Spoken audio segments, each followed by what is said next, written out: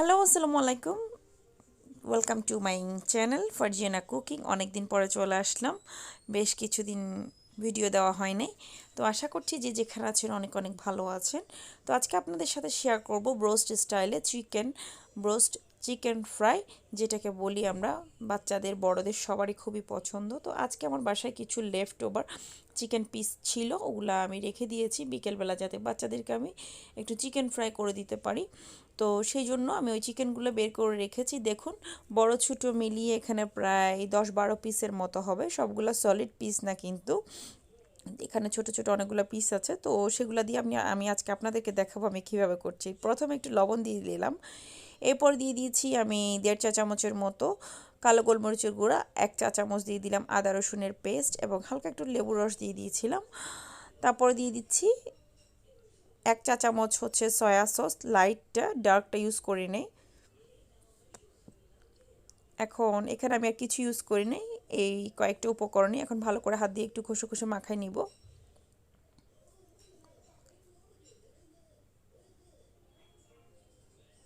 এভাবে ব্রোস্ট চিকেনটা করলে কিন্তু খুবই মজা হয়, বাচ্চারাও বেশ পছন্দ করে, বেশ মজা করে খেতে চায়। আর চিকেন বলতেই তো বাচ্চাদের পছন্দের শীর্ষে থাকে। তো এটা আমি এভাবে ঢাকনা দিয়ে রেখে দিব 10 থেকে 12 মিনিটের মতো। এর মাঝে আমি একটু কোডিং করার জন্য আটাটা রেডি করছি। এখানে আমি 1.5 কাপের মতো আটা নিয়েছি এবং দিয়ে দিলাম হালকা একটু চিলি ফ্লেক্স, হালকা একটু লবণ এবং অল্প পরিমাণে আধা চা চামচ দিয়ে দিলাম জিরার গুঁড়া এবং দিয়ে দিচ্ছি হাফ চা চামচ বেকিং পাউডার এবং দিয়ে দিচ্ছি 2 টেবিল চামচ কর্নফ্লাওয়ার। তো এটা দিলে হয় কি, এটার উপরের যে কোডিংটা হয় খুবই মজা হয়, খুবই সফট এবং মচমচে একটা ক্রিস্পি হয়। একদম হার্ড যে ক্রিস্পিনেস, ওটা না, একদম সফট একটা ক্রিস্পিনেস ভাব থাকে। তো এখন আমি এখানে সব কিছু দিয়ে ভালো করে একটু মিক্স করে নিচ্ছি। লবণটা শুধু চিকেনে দিলে হবে না, এখানেও দিতে হবে। তো ভালো করে মিক্স করে নিলাম। এখন আমার চিকেনটা ম্যারিনেট করা হয়ে গেল। তো আমি এখন চলে আসলাম এটা কোডিং করার জন্য। এটা আমরা 2টা ধাপে কোডিং করব। যে ব্রোস্ট চিকেনগুলো করে রেস্টুরেন্টের মধ্যে, তারা প্রথমে একটা পানি রেডি করে। তা আমি আসলে পানিটা সাদা রাখি নাই, চিকেনের যে মশলার পানিটা ছিল ওটা পানির সাথে মিক্স করে নিয়েছি, যাতে মশলার একটু ভাপ আসে, আমার কাছে এরকম মনে হয়। তো আমি প্রথমে চিকেনগুলো দিয়ে দিচ্ছি আটার মধ্যে, আটার ওই মিশ্রণের মধ্যে। তো আমি আসলে আমার এখানে জায়গাটা একটু বেশি কনজাস্টেড, আমি দেখাইতে একটু ঝামেলা হয়ে গেছে।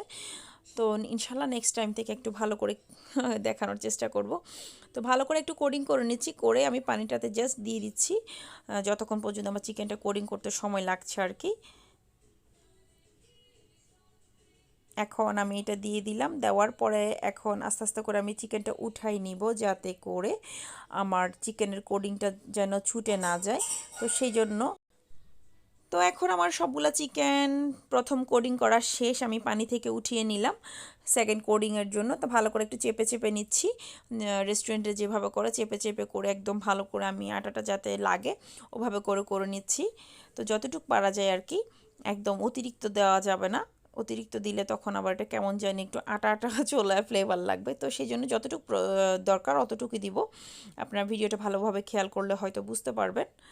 তো আমার মোটামুটি সবগুলা পিস কোডিং করা শেষ। আমি অলরেডি চুলায় প্যান বসাই দিচ্ছি, অলরেডি 2টা পিস ভেজে ফেলেছি। আমার বাচ্চারা আমাকে অস্থির করে ফেলছে চিকেন বানানোর জন্য। তো কিছু করার নাই আসলে, চিকেন দেখলে বাচ্চারা এমনই করে।